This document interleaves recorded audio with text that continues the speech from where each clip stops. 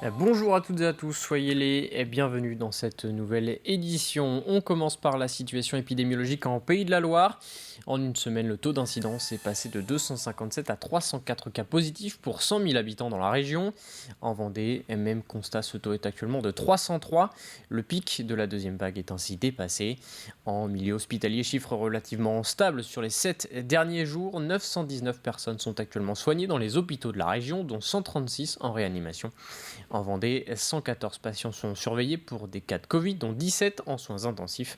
Un lit de réanimation sur 2 est ainsi occupé par une personne touchée par le virus à l'heure actuelle dans le département. Et dans le même temps, la vaccination continue et s'accélère en Vendée. Environ 98 000 personnes ont désormais reçu une première dose de vaccin. Environ 37 000 ont reçu la deuxième. C'est 5 000 de plus que la semaine dernière. Et dans le département, un 10e centre de vaccination a d'ailleurs ouvert ses portes ce matin à Saint-Hilaire-de-Riez pour répondre à la demande. À partir du 16 avril prochain, les 60 ans et plus pourront ainsi se faire vacciner. De nouvelles doses sont également attendues la semaine prochaine. Exemple à Fontenay-le-Comte dans ce reportage d'Alix Lanous. Alors, faites voir votre ordonnance, que je vois ce que vous prenez. Vous prenez des anticoagulants ? Paulette et Fernand sont venus en couple recevoir leur seconde dose de vaccin. Une injection reçue comme un cadeau pour Fernand, qui fête aujourd'hui son anniversaire. 91 ans. Si on le fait, c'est pas uniquement pour nous, c'est pour tout le monde. Si on se fait vacciner, c'est pour protéger tout le monde. Ici, au centre de vaccination de Fontenay-le-Comte, on vaccine environ 300 personnes par jour. C'est un peu plus que la semaine passée et on se prépare encore à augmenter la cadence. À l'heure actuelle, il y a 5 box d'installés pour l'entretien d'éligibilité. On peut en monter un 6e si nécessaire. Et après, sur tout l'autre côté, c'est les box infirmiers pour donc l'acte vaccinal. Donc là, à l'heure actuelle, on en a préparé 9, il y en a 5 d'ouverts et on pourrait encore en mettre au moins 2 autres supplémentaires. Et après, on peut également agrandir la zone de surveillance assurée par la protection civile.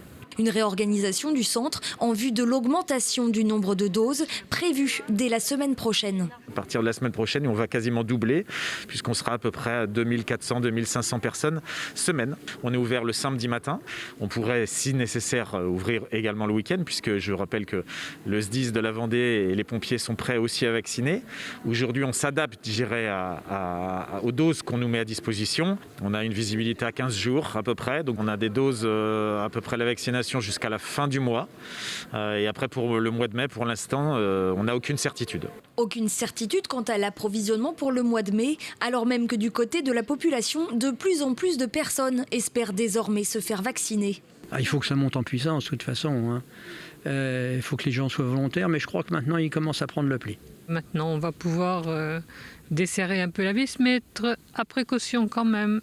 Alors, on va attendre une quinzaine de jours tranquillement, puis après, on ira peut-être voir les enfants à droite à gauche, quoi. Et c'est pour répondre à un maximum de demandes qu'un 10e centre de vaccination a ouvert ses portes sur le département ce mercredi à Saint-Hilaire-de-Riez.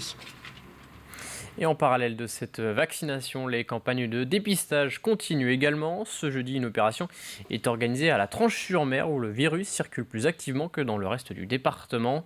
Les dépistages se tiendront à la salle Lonis de 10h à 17h et seront effectués avec des tests antigéniques dont le résultat est connu environ 20 minutes après. Des tests salivaires seront proposés aux enfants de moins de 11 ans pour un résultat connu dans les 24 heures. Au chapitre emploi, les EHPAD du département recrutent. Alors pour promouvoir ces offres, la MDEDE, la Maison départementale de l'emploi et du développement économique, organise un forum de l'emploi en ligne, une journée d'échange entre des professionnels et des potentiels candidats.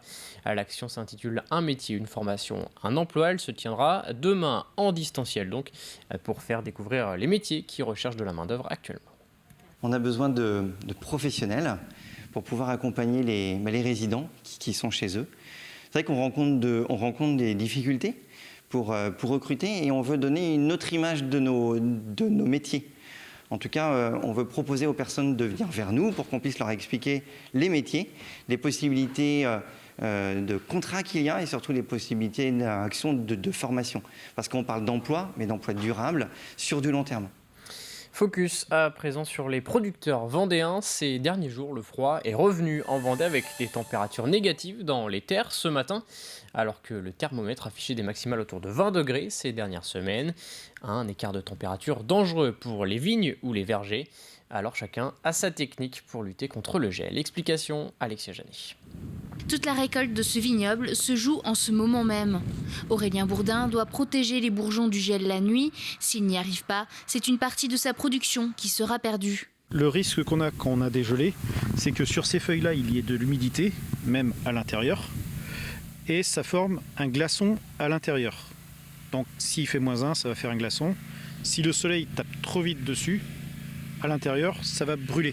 Donc ça, c'est un risque de perte de récolte à long terme. Si cette année on gèle, il n'y aura pas de récolte en 2021. En 2022, ce sera très compliqué d'avoir les bourgeons pour tailler, les choses comme ça. Donc 2022 sera aussi affecté et on récupérera en 2023. Et pour éviter d'avoir des pertes, il a décidé d'épandre du soufre, une poudre qui a la particularité d'émettre un gaz chauffant.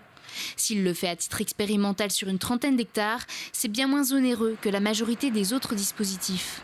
Protéger les cultures, alors il y a différents moyens. Il y a soit les bougies qu'on voit dans les vignobles, qu'on allume, ça peut monter jusqu'à 3 000 à 4 000 euros de l'hectare. Et nous, ce produit-là, dès l'essayer, on va être peut-être à 20 euros de l'hectare. Dans ce verger où l'on cultive des kiwis, des pommes et des poires, ces producteurs ont opté pour une autre solution. Pour protéger en fait nos bourgeons et ramener un petit peu de chaleur, on fait brûler des bottes de foin. Donc ça crée une couverture nuageuse, ça dégage de l'air chaud, ce qui évite à l'air froid de tomber. Une protection qui devient de plus en plus importante. À cause des printemps toujours plus précoces, les bourgeons sont davantage fragiles face aux gelées de la saison. On a un printemps comme depuis 6 ans où il y a du gel tardif en fait, beaucoup de gel tardif. Et là cette année, ce qui se passe c'est que c'est surtout du gel tardif mais avec des températures très négatives. Donc en général on peut être à -1, -2. Si les producteurs restent sur le qui-vive, pour l'instant, aucune température négative n'est à prévoir ces prochains jours. On termine avec du basket et cette rencontre que vous avez pu suivre en direct hier soir sur notre antenne. La Roche-Vendée Basket s'est incliné 78 à 64 contre l'Asvel de Lyon sur son parquet des Oudéry lors de la dernière journée de la saison régulière de Ligue féminine.